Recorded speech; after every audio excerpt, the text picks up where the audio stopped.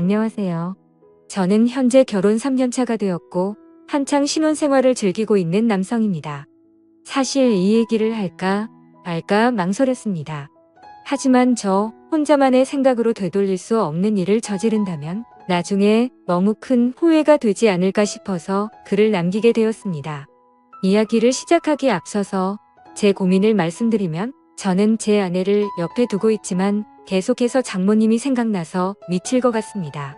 제 이야기를 읽어봐 주시고 어떻게 하는 게 현명할지 좋은 말씀 부탁드립니다. 저는 원래 가진 것 없는 흙수저 출신입니다. 그래서 돈에 관심이 굉장히 많았고 사업에 큰 뜻이 있었죠. 어릴 때는 공부도 썩 잘하지 못했고 할 줄 아는 거라고는 운동밖에 없었습니다. 그렇게 자라오다 보니 저는 자연스럽게 헬스 트레이너라는 직업이 생겼죠. 결국 저는 남들보다 열심히 살았습니다. 몇 년 동안을 열심히 돈을 모았고 결국에는 동네에 작은 헬스장을 차리게 되었죠. 참 작지만 나름대로는 의미가 깊은 곳이었습니다. 앞으로의 삶에 큰 기대도 주었고 지금의 아내도 그곳에서 만났으니깐요. 아무쪼록 처음에는 영업이 잘 된 덕분에 승승장구할 것만 같았습니다. 그래서 큰 걱정 없이 지금의 제 아내와 결혼까지 하게 되었죠. 하지만 생각처럼 삶을 녹록지가 않더군요.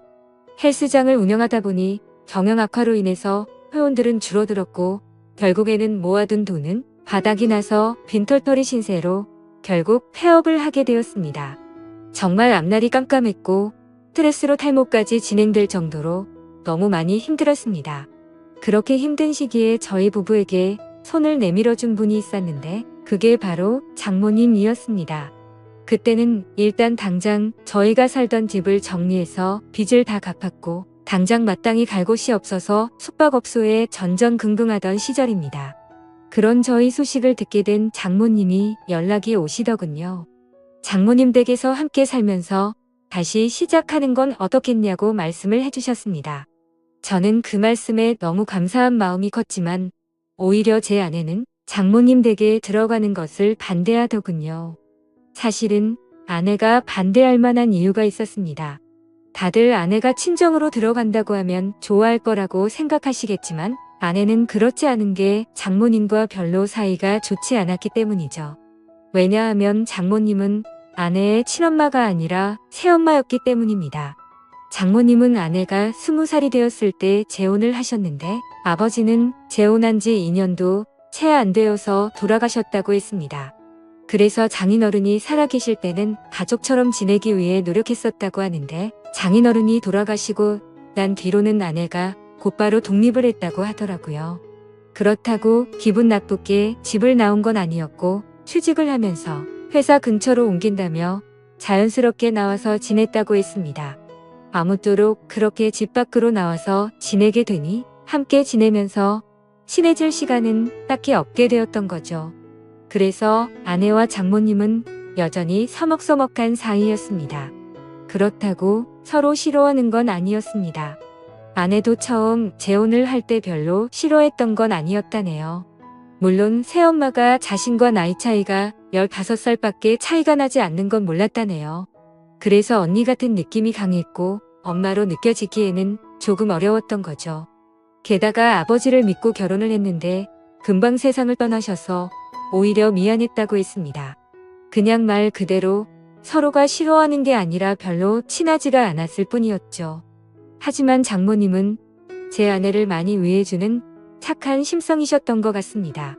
안타깝게 결혼 생활을 짧게 하고 남편을 떠나보냈지만 유산 덕분에 그래도 일도 하지 않고 잘 먹고 잘 사는데 아내가 길바닥에 앉았다고 하니 차마 지켜만 볼 수 없으셨던 거죠. 여하튼 저는 아내가 불편할 걸 알았지만 어쩔 도리가 없었습니다. 아무리 생각해도 현실적으로 가장 합리적인 선택은 처가 살이었죠. 제 본가는 시골에 있어서 간다고 하더라도 주변에 논과 밭밖에 없어서 제대로 된 직장을 구할 수도 없는 노릇이었고 다시 재기하기에는 결코 갈 수가 없다고 생각했습니다. 장모님이 계신 집이 평수도 넓은데 혼자 계시기에는 남는 방도 많았으니 저와 아내가 조금만 불편함을 감수한다면 아주 이상적인 선택이라고 생각을 했습니다. 그래서 저는 며칠 동안 끈질기게 아내를 설득하고 또 설득을 했습니다. 평생 같이 지내는 것도 아니고 집을 얻을 수 있는 돈을 모을 때까지만 장모님 댁에서 지내자고 했죠. 결국 아내도 현실과 타협을 하게 됐고 저희는 그렇게 장모님 댁으로 들어가게 되었습니다. 솔직히 저라고 마음이 편했을까요? 저도 염치가 있었기에 정말 너무나도 마음이 불편하긴 했었습니다. 하지만 어쩔 수 없이 장모님 댁에 들어가서 살게 되었죠. 그렇게 한 달이라는 시간이 지났습니다. 아내는 원래 다니던 회사에 계속해서 다녔고 저는 장모님 댁에서 멀지 않은 곳에 헬스 트레이너로 취직을 하게 되었죠. 저는 직업의 특성상 사람이 많은 주말에는 쉬는 날이 없었고 평일 중에 하루만 쉬는 날이 있었습니다. 그리고 아내와는 출근 시간 자체도 달랐었죠. 저는 저녁에 출근을 했고 아내는 아침 일찍 출근을 했으니까요. 어느 날 평일에 제가 쉬는 날이었습니다. 저는 오랜만에 쉬는 날이어서 마음 편하게 산책이나 할 겸 동네 공원에 가서 가볍게 조깅을 하고 집으로 들어왔습니다. 그런데 문을 들어서는 순간 깜짝 놀랐습니다. 거실의 의자는 나뒹굴고 있었고 장모님은 쓰러져서 앓는 소리를 내고 계시더라고요. 저는 놀라서 얼른 장모님께 달려 들어갔습니다. 몸 상태를 봤더니 다행히 어디가 부러지거나 한 건 아니었고 근육이 놀라서 경직이 되어 있었습니다. 무슨 일이냐고 여쭤봤더니 거실에 전등을 교체하기 위해서 의자 위에 올라가셨다가 의자가 넘어지는 바람에 바닥에 떨어졌다고 하시더라고요. 저는 제가 하면 되는데 왜 그렇게 하셨냐고 역정을 냈고 어디 다른 곳 크게 아픈 곳은 없냐고 물었습니다. 장모님이 크게 다친 곳은 없는 것 같은데 허리가 조금 삐끗한 것 같다고 말씀을 하시더라고요.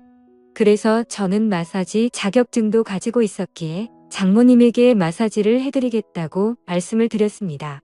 처음에는 민망하셨는지 제 호의를 계속해서 거절하시더라고요. 하지만 장모님 댁에 오고 나서 해드린 것도 없어 죄송했던 터라 저는 고집을 부렸습니다. 오늘도 제가 전등 갈았으면 이럴 일 없었는데 장모님께서 계속 거절하시면 제가 너무 죄송해서 지내기 더 불편하다고 말씀을 드렸죠. 그렇게까지 말씀을 드리니 장모님께서도 정마음이 그러면 알겠다면서 마사지를 받겠다고 하시더라고요. 그래서 저는 장모님을 부축하고서 장모님 방으로 들어갔습니다.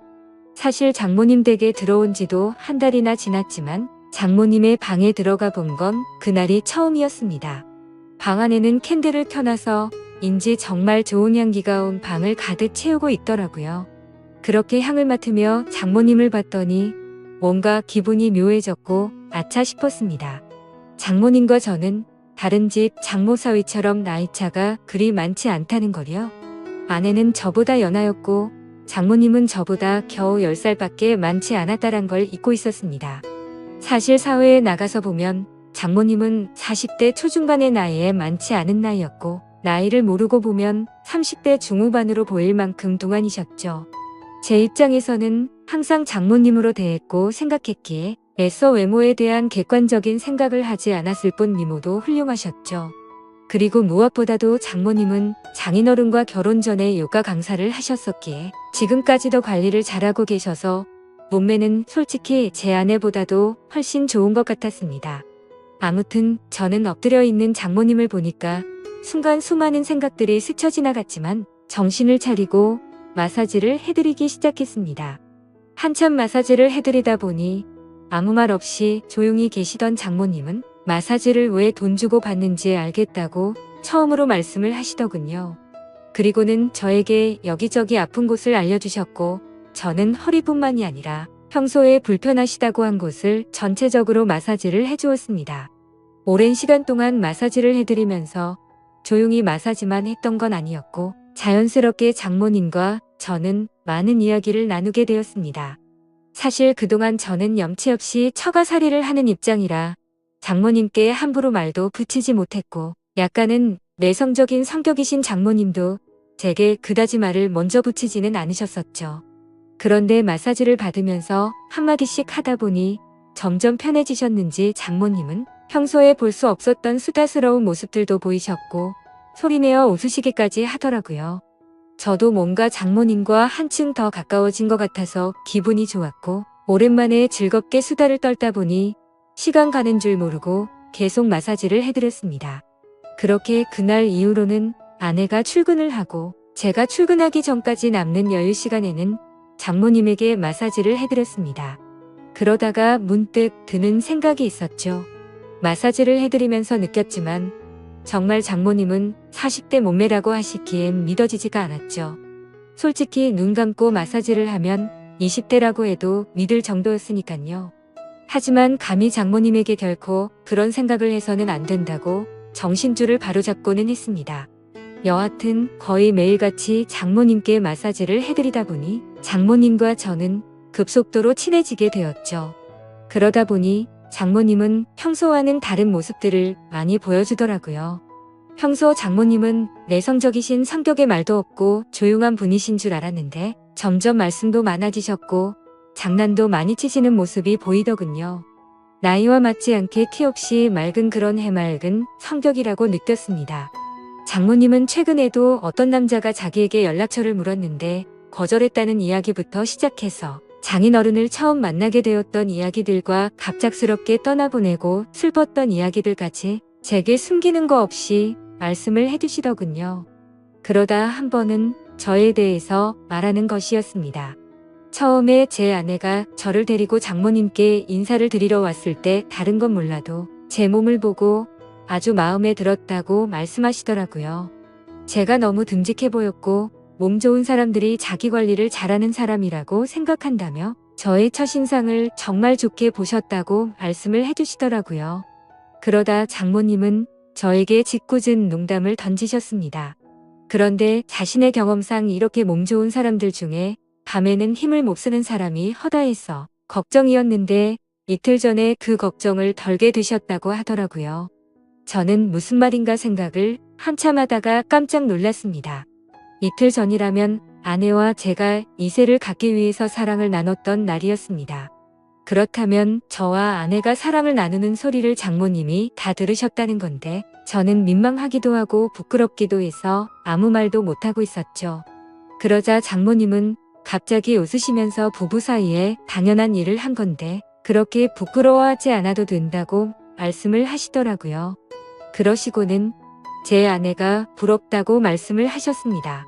자신은 지금 혼자 지내게 된 지도 벌써 많은 시간이 지나다 보니 외롭다고 하시더군요. 그러다가 장모님은 갑자기 제 팔뚝을 어루만지시면서 이런 튼실한 팔뚝을 가진 남자가 곁에 있다는 건 정말 부러운 일이라고 말씀을 하셨죠. 그날 이후부터는 장모님의 장난스러운 스킨십은 계속되었습니다. 저도 기분이 썩 나쁘지는 않았죠. 솔직히 말해서 좋다고 생각도 했었습니다. 하지만 이러다가는 큰일이 벌어지겠다고 생각을 했고 장모님에게는 저의 근무 시간이 바뀌었다고 거짓말을 했습니다. 그날부터는 저는 아내와 함께 출근을 하게 되었고 아내가 퇴근하는 시간을 맞춰서 같이 집으로 들어갔었죠. 그렇게 저는 가정의 평화를 위해 장모님과의 거리를 두기 시작했습니다.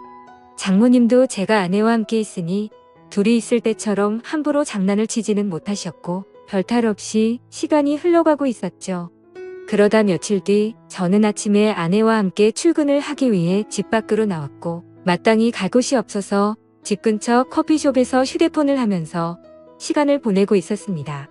그런데 갑자기 장모님에게 전화가 오더군요. 무슨 일이지 싶어서 전화를 받았더니 장모님은 제게 어디냐고 물으시더라고요. 저는 지금 헬스장에서 일을 하고 있다고 했죠. 그러자 장모님은 요즘 헬스장에서는 무슨 커피도 파냐고 묻더라고요. 저는 그 말에 무슨 말을 하시는 거지 싶어서 고개를 들었더니 커피숍 입구 쪽에서 저를 노려보고 있는 장모님을 발견하고 말았습니다. 그리고는 장모님은 아무 말도 안 하시고 전화를 끊으시고는 밖으로 나가버리셨죠. 그날 이후로는 정말 집안 분위기가 엉망진창이 되었습니다. 그렇지 않아도 서먹서먹한 분위기였는데 그때부터는 한기까지 느껴질 정도였죠. 그래서 저는 하루가 반을 방석에 앉아서 생활하는 것처럼 너무 많이 불편했었습니다. 그렇게 불편한 나날을 보낸 지도 몇 주가 지나갔고 아내는 회사 워크숍이 있어서 1박 2일로 자리를 비운다고 하더군요. 저는 어색한 걸 너무 싫어하는 성격이라 솔직히 그때부터 너무 초조했고 미칠 것 같았습니다. 차라리 친구들을 만나서 밤새도록 술이나 먹고 들어올까부터 시작해서 여행이라도 다녀온다고 할까 등 수많은 여러 가지 생각을 했지만 아내가 자리를 비울 때 기회다 싶어서 같이 자리를 비우면 일을 더 악화시킬 것 같아서 차마 그런 방법을 선택할 수는 없겠더라고요. 그래서 저는 장모님과 이런 불편한 관계로 계속해서 지낼 수는 없는 노릇이었기에 결국 정면 돌파를 하기로 마음을 먹게 되었습니다. 저는 아내가 워크숍을 간 날 삼겹살과 소주 등 장모님께서 좋아할 만한 것들을 잔뜩 사들고서 집으로 들어갔습니다. 장모님의 방 문을 노크하면서 장모님께 그동안 죄송했다며 함께 먹자고 말씀을 드렸죠. 하지만 제게 많이 화가 나신 장모님은 대꾸도 하지 않으시더라고요. 그래서 저는 간곡히 계속해서 부탁을 드렸고 결국에는 장모님은 제 성화에 모시겨 식탁에 앉으셨습니다. 저는 열심히 고기를 구워서 쌈도 싸드렸고 장모님의 잔이 비지 않도록 소주도 계속 채우면서 허심탄회하게 이야기를 시작했습니다. 장모님께서는 장난이라고 제 몸을 계속 만지시는데 솔직히 저한테는 정말 부담스러운 일이었다고 했죠. 그러자 장모님은 그게 그렇게 싫어서 거짓말까지 하고 그랬냐고 그냥 싫으면 싫다고 하지 그랬으면 굳이 안 했을 텐데 왜 이상한 사람을 만드냐고 화를 내셨습니다. 저는 또 화가 나신 장모님을 보면서 당황한 나머지 사실 싫어서 그랬던 건 아니었다고 했죠. 그런데 그 말을 하자마자 아차 싶었습니다. 장모님은 곧바로 싫은 게 아니면 뭐냐고 물으셨습니다. 이런 말씀 드리기 그렇지만 사실 장모님께서 저를 만지실 때마다 좀 느낌이 이상했다고 했죠. 장모님은 그때부터 뭔가 표정이 달라지시더니 무슨 느낌이 이상하냐고 했습니다. 그래서 저도 술도 취했겠다. 그동안 억울했던 마음도 있었던 터라 생각 없이 말을 내뱉기 시작했습니다. 장모님처럼 젊으시고 예쁘신 분이 저를 만지시니까 당연히 이상한 생각이 들고 그랬다고 저도 남자인데 아무렇지 않은 게 이상하지 않겠냐고 필터를 거치지 않고 마구 말을 했죠. 그 말을 하는 순간 분위기는 순식간에 얼어붙어 버렸고 그 대화를 마지막으로 장모님과 저는 그냥 연신 술만 마시기 시작했습니다. 그래서 저는 분위기를 만회하고자 장모님에게 시덥지 않은 농담을 던지기 시작했지만 분위기는 쉽사리 나아지지 않더라고요. 그렇게 술만 연신들이 붙다 보니 저도 모르게 정신이 왔다 갔다 할 만큼 술이 올라오기 시작했습니다. 근데 갑자기 장모님은 실수로 옷에 음료수를 쏟게 드셨고 옷을 갈아입고 오신다고 하더니 방으로 들어가셨습니다. 그래서 저는 혼자서 술을 계속 마시고 있었죠. 그렇게 몇 분이 지나서는 장모님 방의 문이 열려서 고개를 들었는데 저는 깜짝 놀라서 들고 있던 술잔을 놓쳐버릴 뻔했습니다. 장모님은 차마 입에 담지 못할 그런 복장으로 갈아 입으시고는 저에게 다가와서 조용히 말했습니다. 나 지금 많이 취해서 기억이 하나도 안 날 것 같아. 너도 그렇지 않냐며 제게 묻더라고요. 저도 술에 취한 나머지 그렇다고 고개를 끄덕였습니다. 그랬더니 장모님은 갑자기 제게 다가오셔서는 우리 오늘은 기억에서 지우자 하고는 저를 끌어안았습니다. 장모님과 저는 그렇게 술에 취해서인지 무언가에 홀렸던 건지 결코 돌이킬 수 없는 실수를 저지르고 말았던 겁니다. 다음날 아침 숙취로 인해 두통을 겪으면서 일어났는데 순간 어제 있었던 일이 생각나면서 너무 두려웠죠. 저는 장모님이 깰까봐 조용히 밖으로 나와서 평상시처럼 식탁을 치우고 샤워를 했습니다. 제가 샤워를 하던 중에 장모님도 일어나셨는지 평상시와 다름없이 제가 먹을 아침을 차려주셨습니다. 그날부터 저와 장모님은 더 어색한 사이가 되었습니다. 마주칠까봐 서로가 서로를 피하는 듯한 느낌이었죠. 그렇게 며칠이 지나게 되었고 장모님은 따로 아내를 부르더니 통장을 하나 건네주었습니다. 좋은 집은 아니어도 오피스텔 보증금 정도는 될 것 같다면서 줬다고 하더군요. 그렇게 그날 이후로 저와 아내는 장모님 댁에서 나오게 되었고 새로운 오피스텔을 얻어서 지내고 있습니다. 그로부터 벌써 한 달이라는 시간이 지났습니다. 정말 그날 일은 잊으려고 무던히도 애써봤고 사실 금방 잊혀질 거라고 생각했습니다. 그런데 제가 정말 미쳐버린 건지 그날 있었던 일이 너무 생생하고 그립다고나 할까요? 정말 제가 이래서는 안 되는데 제 아내를 옆에 두고서 저는 장모님이 계속해서 생각나서 미쳐버릴 것 같습니다. 차마 이런 생각을 하는 것조차 욕을 먹어 마땅한 그런 일인 걸 잘 알지만 사람 마음이라는 게 수학 공식처럼 답이 정해져 있는 게 아니잖아요. 장모님의 얼굴을 한 번 더 보고 나면 제 마음이 착각을 했구나 생각할 수도 있을 것 같은데 용기를 내서 장모님에게 연락을 하는 게 맞을지 어떻게 해야 할지를 잘 모르겠네요. 다른 분들이라면 어떻게 하실 것 같으신가요? 그냥 얼굴만 보는 건데 크게 문제가 되진 않을 것 같고 연락을 해보는 게 맞을까요? 아니면 지금처럼 계속 참아가면서 살아가는 게 맞을까요? 부디 현실적인 답변 부탁드리겠습니다. 감사합니다.